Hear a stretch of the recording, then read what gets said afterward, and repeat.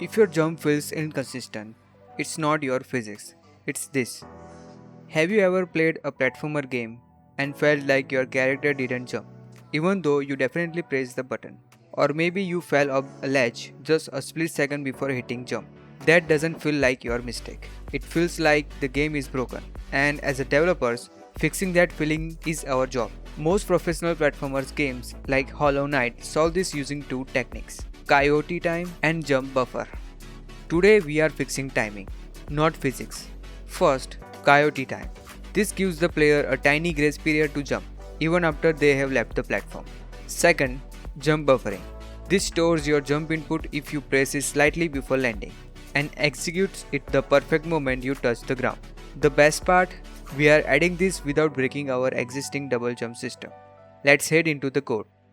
Alright, inside our player controller script, we will start by adding few variables. First, two serialized fields, Coyote Time and Jump Buffer Time. I will set both of these to around 0.2 seconds. Then we add two private variables, Coyote Time Counter and Jump Buffer Counter. This will act as our timers. In update, we check if we are grounded. If we are, we reset Coyote Time Counter. But the moment we leave the ground, we start subtracting by time.delta time. Think of this like a stopwatch counting down. As long as this value is above 0, the game still treats you as if you are standing on solid ground. We do the same for buffer time. If jump buffer counter is above 0, we count it down.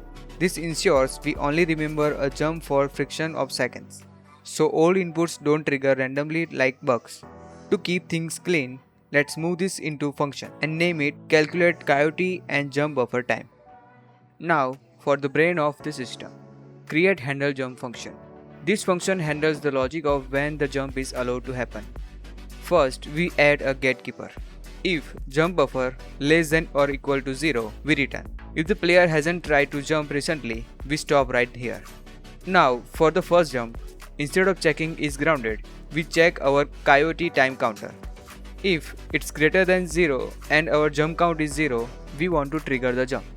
Now you can call your own jump code here, but since we want to keep our script clean, we are going to use a new function called PerformJump.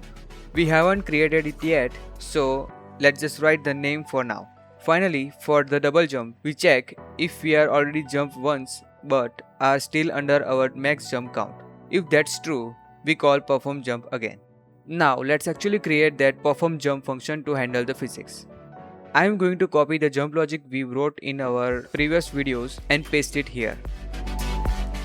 We increment the jump count, apply our force and reset the vertical velocity for consistent jump height. But here is the pro step. Inside this function, we must reset our jump buffer counter and coyote time counter to 0. Once the jump is executed, that intent is fulfilled. We need to clear the stopwatch so we don't accidentally trigger a second jump on very next frame. Now we update our onJump input event. We are removing the old physics logic and replacing it with just one line, setting our buffer counter to the max time.